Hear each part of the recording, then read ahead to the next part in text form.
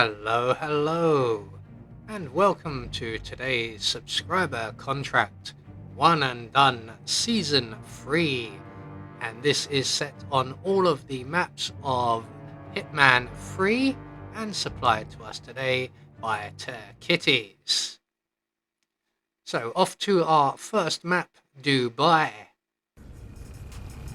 So right from the start and off the bat, we're just going to head straight out of the security office, shoot our first target in the head, return through the security office, making sure to close the doors behind us so that our first friend isn't spotted. We're going to make our way down the corridor to where our next target is currently on patrol, and again we're just going to drop them with a simple bullet to the head before depositing them down the lift shaft. And our final target is down by the black and gold bar.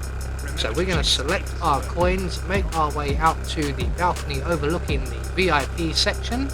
We're going to throw one of our coins down by the table where Cornelia Stuyvesant will sit, place our breaching charge on the wench, and start making our way to the exit.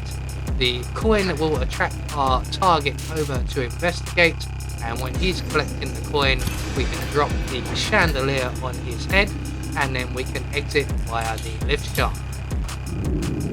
So one map down. Next up, we will be off to Dartmoor for a much colder, gloomier experience.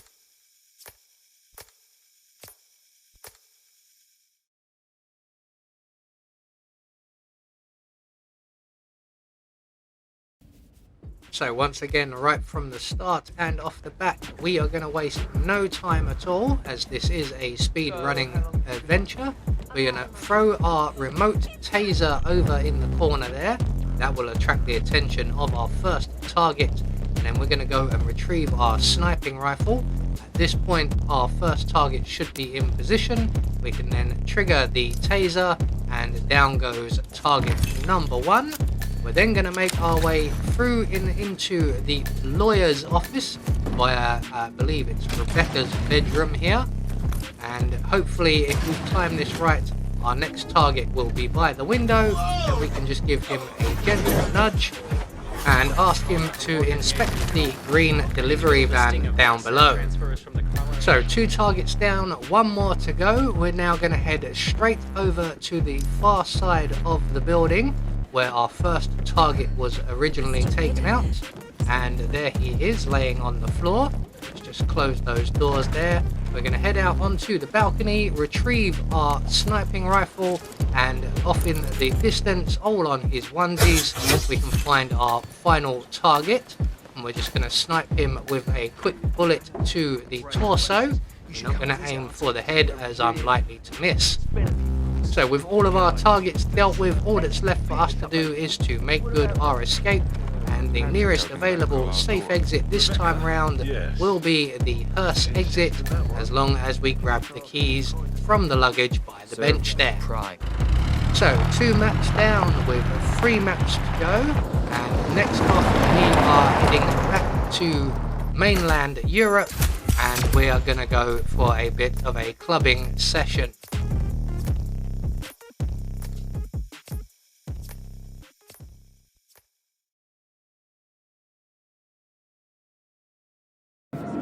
So right from the start and off the bat, we're going to make our way around to the rear of the bar. We're going to grab our tranquilizer gun. I am reliably informed that if we go through the door just to our left there, we won't have to lockpick our way through, and it will be ever so slightly faster. So we're just going to make our way straight to the far side of the building where our target is currently asleep in a chair, and we are going to shoot him with the tranquilizer gun, quickly pop him in the head with our silenced pistol before making our way down the stairs here and out through the exit door. Now I have seen someone who is able to glitch their way all the way down there without having to worry about the stairs at all, but I haven't quite figured it out yet. So 3 maps down. Next up we are off to sunny Chongqing, China. Unfortunately, it's nighttime and it's raining heavily.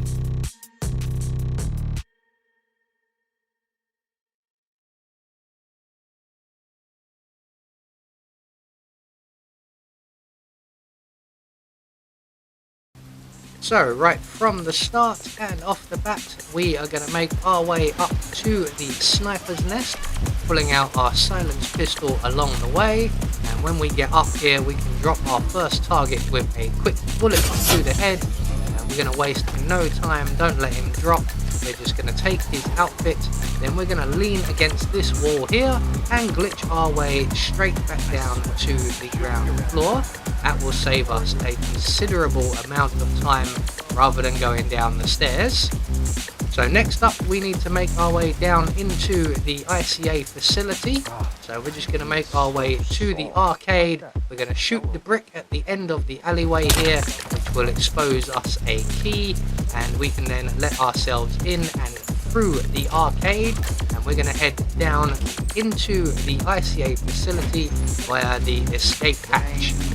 We're just going to enter in the code here, 2552. That will open the hatch next to us, and we can then descend into the facility.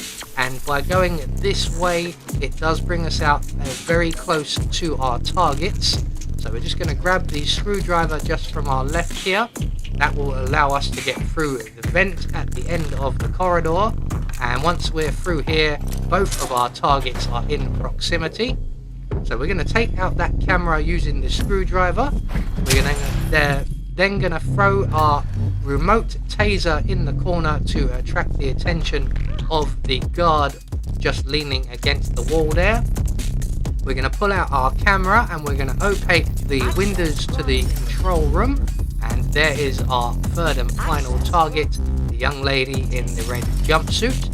We're going to select our lethal syringe, jab her in the back with our needle, select our taser detonator and trigger the taser on the second attempt. There we go. And that will eliminate our other target. As soon as he hits the ground, we are going to take his outfit, make our way into the server room, and we are going to grab the level 3 dongle from by the servers here, and then we can make good our escape by heading straight up the stairs, and we're just going to follow the pathway around to the right, and that will lead us to the ICA facility level 3 exit. So we do have one camera to deal with. It can be avoided if we were going up these stairs, but we didn't. We came up the other stairs. So we're just going to shoot out the camera, select our camera, and continue on around to the entrance area where our exit is ready and waiting for us. So there we go. That is our 4th map taken care of. And next up, we are off to Mendoza.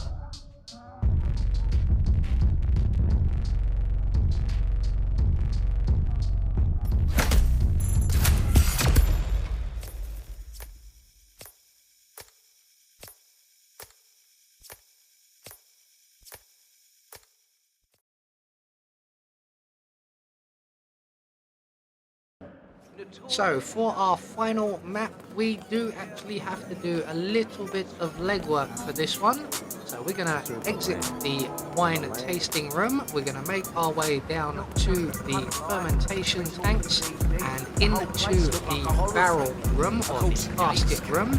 And in here we have ourselves a Seeker 1 stored up. We need to retrieve that first of all. We also require a screwdriver and a wrench, both of which are in the vicinity, so we will grab them on our way out. So we're just going to quickly go into the tunnels underneath the caskets. We're going to retrieve our Seeker 1 and then retrace our steps back the way we came. And if we time this just right, we can shoot the patrolling guard just outside of the casket room with our Seeker 1. He's going to get sick and he is going to wander off. We can then go and collect our wrench from the next room just around the corner here, and then we're going to grab the screwdriver from one of the barrels over by the walk-in fridge area. And then on our way back to the fermentation tanks, we're going to grab the fuse from the table here, and then we're going to make our way back into the fermentation tank room. We're going to select our gas grenade, and we're going to wait right here for the gentleman mopping the floor to be joined by one of his colleagues who is currently on his way here. I actually got here a little bit faster than I was expecting. So we're gonna, once they're in position, we'll throw the gas grenade at both of them. They will both get sick and they will both wander off. And at that point we can then use our screwdriver to mess with the plug socket here. We can then use our wrench on the pump. The pump will then overflow all of the fermentation tanks and it will flood the entire room. We're going to add our fuse box to the fuse box, and we're going to wait right here by the electricity switch, and I'm going to use instinct to show that all 5 of our targets will make their way into this area as the floor is flooding. So 4 of them are now in position. We're just waiting for the sommelier, Mr. Flowers, and once he arrives, we are going to throw the electricity switch and we will electrocute all 5 of our targets in one foul swoop. There they all go. So they're all having a shockingly bad day and someone's going to be left around to clean up the mess. So with all of our final targets taken care of, all that's left for us to do is to make good our escape, and the nearest available safe exit will be the Grapevine Yard area exit. So we're just going to head straight there. Now I could have gone through that shed, but I didn't think of it at the time, and I went round. That probably cost me an extra second or 2, but never mind, we are out and clear. So there we go, one more subscriber contract taken care of, and season 3 of One and Done now dusted. We will be back in season 4, I do believe, very, very soon. I have been Anubis, and I will see you all in the next video.